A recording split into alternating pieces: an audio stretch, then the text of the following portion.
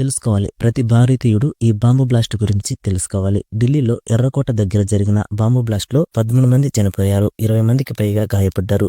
ఇది కేవలం ఒక యాక్సిడెంట్ కాదు, దేశ భద్రతను సవాల్ చేస్తూ చేసిన ఉగ్రదాడి. ఈ దుర్ఘటన యొక్క పూర్తి వివరాలు, బ్లాస్ట్ వెనుక ఎవరున్నారు, ప్రైమ్ మినిస్టర్ మోదీ ఏం చెప్పారు, ఈ వీడియోలో సింపుల్ గా అందరికీ అర్థమయ్యేలా చెప్తా. వీడియో ఎండ్ వరకు చూసి మీ అభిప్రాయాలు కామెంట్స్ లో చెప్పండి. లైక్ చేయడం మర్చిపోకండి. మొదట ఏం జరిగిందో చూద్దాం. 2025 నవంబర్ 10న సాయంత్రం 6:52 ఢిల్లీలోని ఎర్రకోట మెట్రో స్టేషన్ గేట్ నంబర్ 1 దగ్గర ఒక కారు బ్లాస్ట్ జరిగింది. ఇది ఓల్డ్ ఢిల్లీలోని ఒక బిజీ రోడ్డు. చాలా మంది టూరిస్టులు, షాపింగ్ చేసేవారు, వ్యాపారులు, సాధారణ ప్రజలు ఉండే ప్రదేశం. ఈ కారు హోండా i20 మోడల్. చివరిగా నడిపింది ఒక డాక్టర్, పేరు ఉమర్. ఇతను జమ్మూ కాశ్మీర్ పుల్వామాకు చెందిన వ్యక్తి. ఇతని గురించి మళ్ళీ మాట్లాడుకుందాం. ట్రాఫిక్ సిగ్నల్ వద్ద కారు స్లోగా ముందుకు వెళ్తుండగా పేలింది. పోలీస్ కమిషనర్ సతీష్ గోల్చా ప్రకారం కారు 3:19 సమీపంలోని పార్కింగ్ ఏరియాలో ఆగి 6:48 మళ్ళీ స్టార్ట్ అయింది. కానీ కారు పార్క్ చేసినప్పుడు కాకుండా రన్నింగ్ లో ఉన్నప్పుడు పేలింది. పేలుడు శబ్దం కిలోమీటర్ల దూరం వరకు వినిపించింది. పక్కనే ఉన్న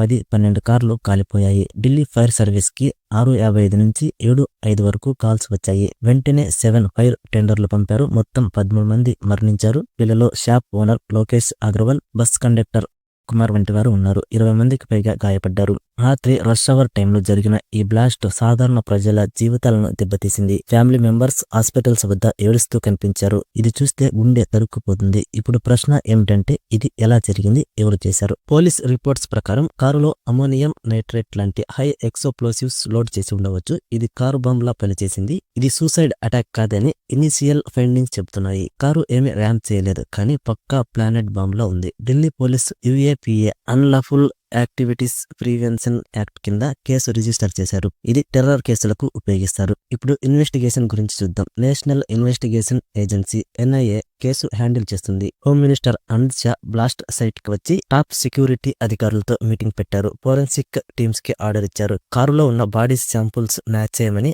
ఇంట్రెస్టింగ్ థింగ్ ఏమంటే, బ్లాస్ట్ కి ఒక్కరోజు ముందు నవంబర్ 9న జమ్మూ కాశ్మీర్ పోలీసులు అండ్ హర్యానా పోలీసులు కలిసి హర్యానాలోని ఫరీదాబాద్ లో ఒక రైడ్ చేశారు. అక్కడ 350 కేజీల explosives, assault rifles, hand guns, timing devices seize చేశారు. 3 డాక్టర్లతో సహా 8 మందిని అరెస్ట్ చేశారు. అరెస్ట్ చేసిన డాక్టర్లకి ఢిల్లీలో బ్లాస్ట్ జరిగిన కారు నడిపిన వ్యక్తి డాక్టర్ ఉమర్ కి సంబంధం ఉన్నట్టు తెలిసింది. ఇతనే బ్లాస్ట్ సస్పెక్ట్. CCTV ఫుటేజ్ లో కారు మూవ్మెంట్ చెక్ చేస్తున్నారు. ప్రధానమంత్రి మోదీ భూటాన్ టూర్ లో ఉండగా అమిత్ షాతో ఫోన్ లో మాట్లాడి కుట్రదారులు తప్పించుకోరు, ట్రూప్స్ ఏజెన్సీలు బాటం కి చేరుతాయి అని చెప్పారు. ఇది టెర్రర్ కాన్స్పిరసీ అని స్పష్టం చేశారు. ప్రపంచ దేశాలు కూడా రియాక్ట్ అయ్యాయి. అమెరికా క్లోజ్ గా మానిటర్ చేస్తున్నామని, కాన్సులర్ హెల్ప్ ఇస్తామని చెప్పింది. Israel ambassador Reuven Azar condolence rescuers praise అని ట్వీట్ చేశారు. ఈజిప్ట్ ఎంబసీ కూడా సానుభూతి తెలిపింది. ఇది ఢిల్లీలో రేర్ ఇన్సిడెంట్, కానీ గతంలో 2000లో బస్సు డిపోలు, మార్కెట్స్ లో బ్లాస్ట్ జరిగాయి. ఇప్పుడు సెక్యూరిటీ టైట్ చేశారు. NSG forensic team site check చేస్తున్నాయి.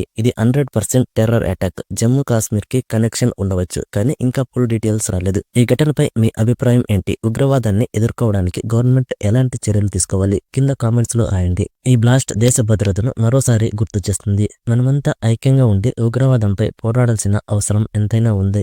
ఈ దాడిలో ప్రాణాలు కోల్పోయిన వారందరికీ నివాళులు అర్పిద్దాం. దర్యాప్తు ఇంకా కొనసాగుతుంది. ఎవరు చేశారో త్వరలోనే తెలుస్తుంది. దీనికి సంబంధించిన అప్డేట్ రాగానే వీడియో పెడతాను. మిస్ అవ్వకూడదు అనుకుంటే కింద కనబడే సబ్స్క్రైబ్ బటన్ ని నొక్కి పెట్టుకోండి.